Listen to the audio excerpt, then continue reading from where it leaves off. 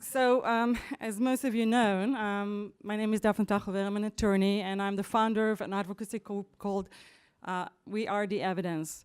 We advocate for the rights of people who have become injured by wireless technology, and mostly for people who develop microwave sickness, which is also known as electrohypersensitivity, electrosensitivity, and radiation sickness. Microwave sickness is likely the most immediate and widespread condition caused by exposure to wireless technology radiation. And while we believe people say there's no evidence that it doesn't exist, etc., this condition is actually the first condition that was ever correlated to wireless technology when our soldiers, those who were in the Navy working with radars and radio systems, has developed the same symptoms which people with microwave sickness now having. As a result, that condition was already in the medical books in the 50s and 60s. So what is really microwave sickness? Microwave sickness is when people develop adverse symptoms when they are exposed to radio-based technologies. It's not only from the radiation, it's from various elements associated with microwave technology, like the modulation, pulsation, low frequencies, high frequencies, and microwave frequencies.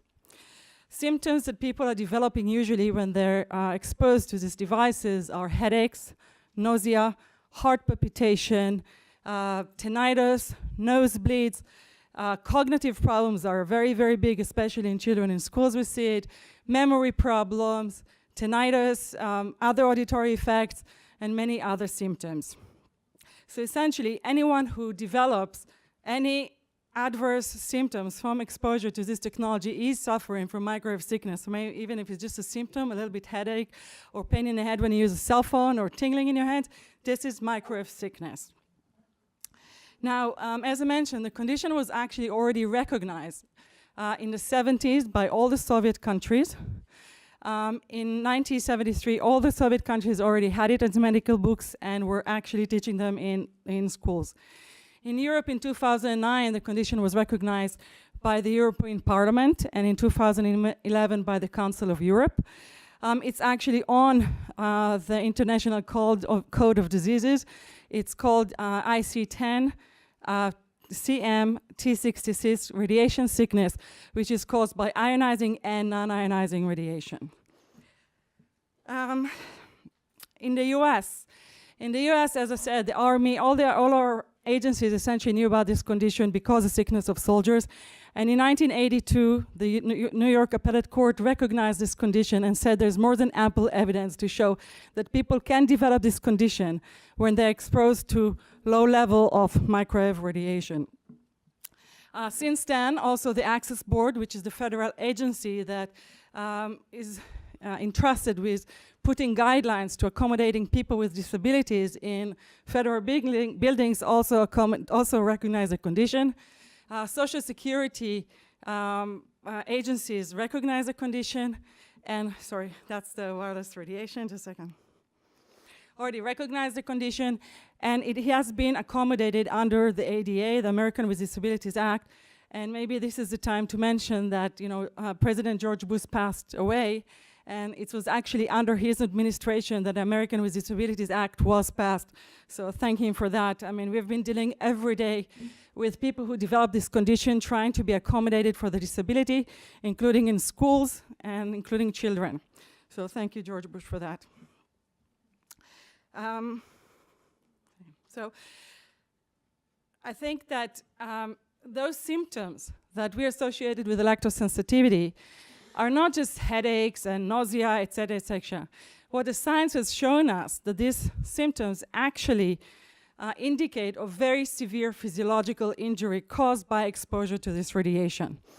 And while we're being told that there's no evidence, we have ample evidence. There are hundreds of studies that show that the same symptoms that people with microwave sicknesses are experiencing are and can be caused by exposure to radiation, like cardiac effect, cognitive problems, various other nervous system problems, etc., etc.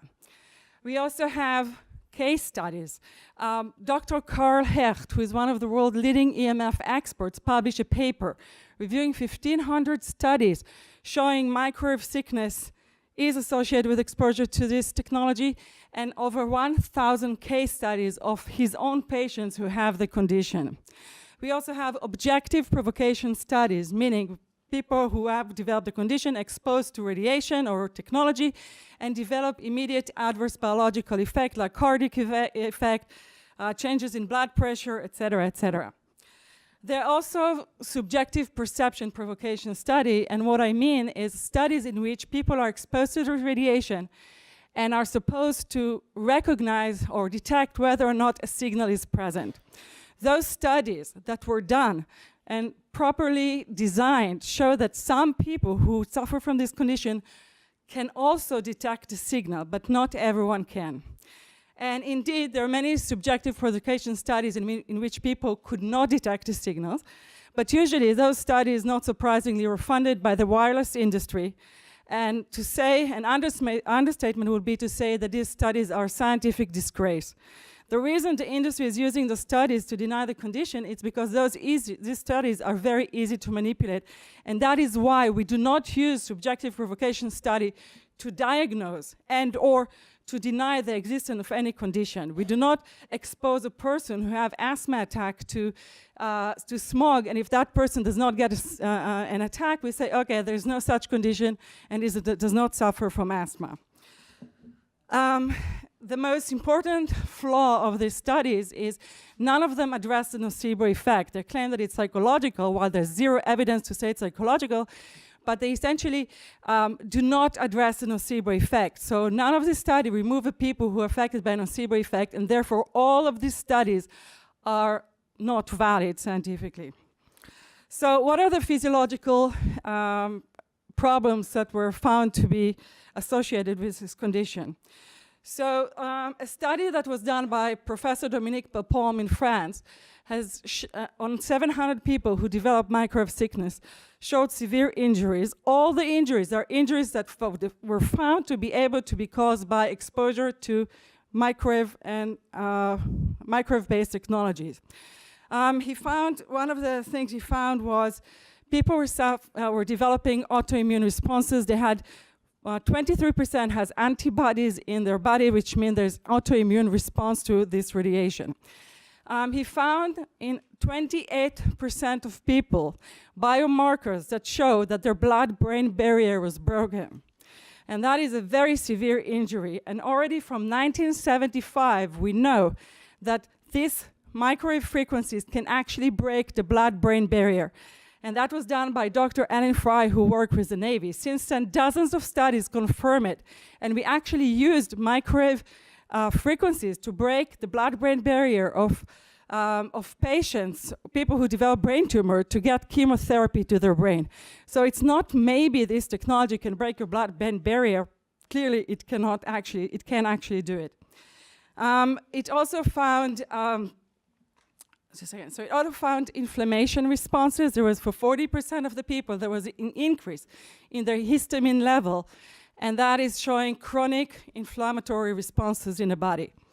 He also found decrease in the blood flow of the brain, and which was affecting the limbic system and the thalamus.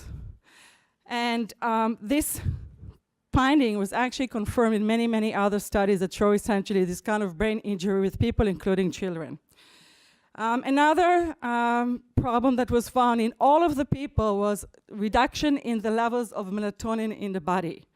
Melatonin is responsible for corrective processes in the body, and if your body does not have enough melatonin, the body cannot correct the problem caused by exposure to this radiation.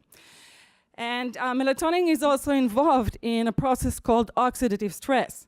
Now, oxidative stress is a mechanism that was established to be caused by exposure to microwave radiation. 93 of 100 studies that were done show that this radiation is causing oxidative stress. And while industry likes to say that there's no mechanism by which this radiation can affect the body to deny any non-thermal harms, oxidative stress is an established mechanism conclusively shown to be caused by this radiation. What in terms of diagnosis? So this condition is diagnosable because there can be various mechanisms that involve with these injuries. There's not one biomarker by which we can diagnose the condition. However, we still can diagnose the condition. It's a clinical diagnosis based on differential diagnosis. And we have diagnostic guidelines. Most recently, in 2011, the Austrian Medical Association published guidelines on how to diagnose microwave sickness. And in 2016, the European Academy of Environmental Medicine, their EMF group, updated those guidelines and issued a very elaborate report on how to diagnose the condition.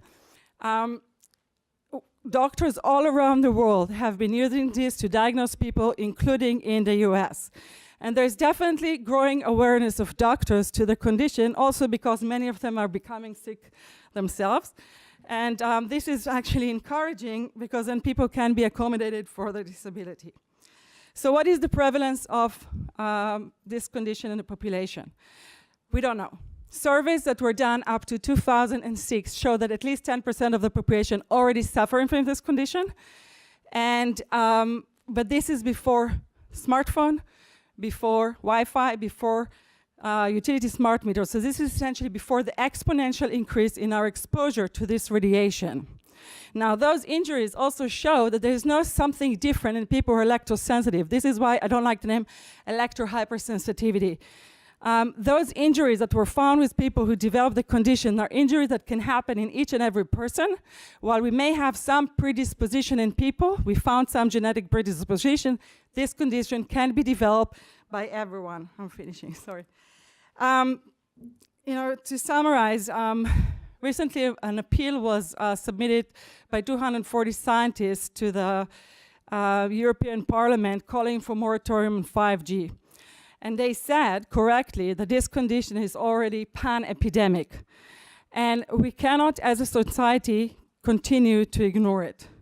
We have children who develop it, children who cannot function in society, children who want to commit suicide. And unfortunately, 3 years ago, a girl by the name of Jenny Frey, 15-year-old girl, committed suicide. And she committed suicide because she could no longer tolerate the obliviousness of society to her problem.